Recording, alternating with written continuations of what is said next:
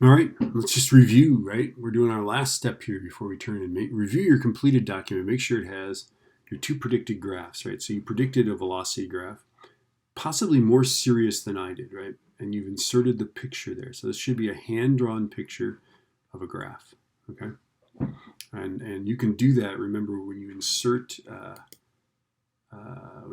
images, right? One of the possibilities, look at the bottom there. It says you can do a camera. You can choose your camera, okay? All right, so we've done that, right? Your two predicted graphs, we've got that, check. Okay, then your data table, you've pasted the data table from Google Sheets, you selected it, you copied it, you pasted it, okay? The next one is a position versus time graph, okay? And unfortunately, this thing is slipped behind that, so what I have to do is move this. Hello? There it is. So if it's behind there, move it up to the front there. So we've got a position time graph. It has grid lines. It has a tangent line. Right? Notice that I've got this. These are divided into things that make sense, right? I've got a tangent line. I've got answers to these three questions.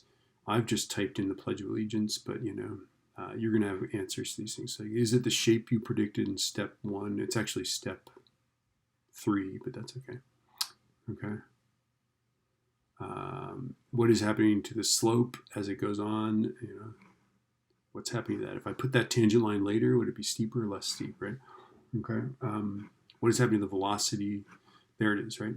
All right. So let's see. Answers to the three questions. Endpoints. So I should see endpoints right here.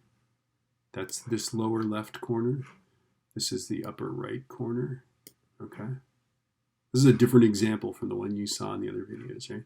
Then I used those coordinates, right? So this guy minus this guy on the top, this guy minus this guy on the bottom, okay? And I calculated his slope. The time that it's tangent, well, mine's about 2.5 seconds, okay? So then I went up into the table and found 2.5 seconds, and it should be about 0.471. Notice that it's actually a little after 2.5, right? Okay. It's 0.471s. I got 0.48, so they're pretty close. So that when you write this sentence, right, make sure it's got numbers in it. Okay, so let's see, comparison. So we've done endpoint slope calculation, comparison of the slope to the velocity.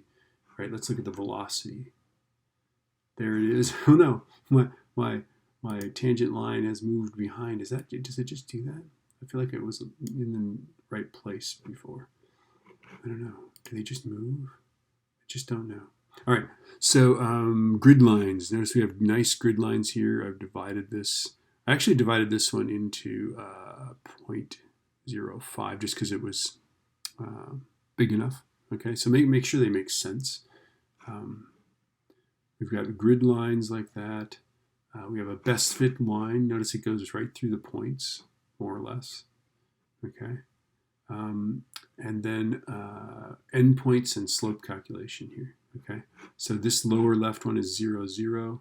The upper right is 3.5 and 0.69. Okay.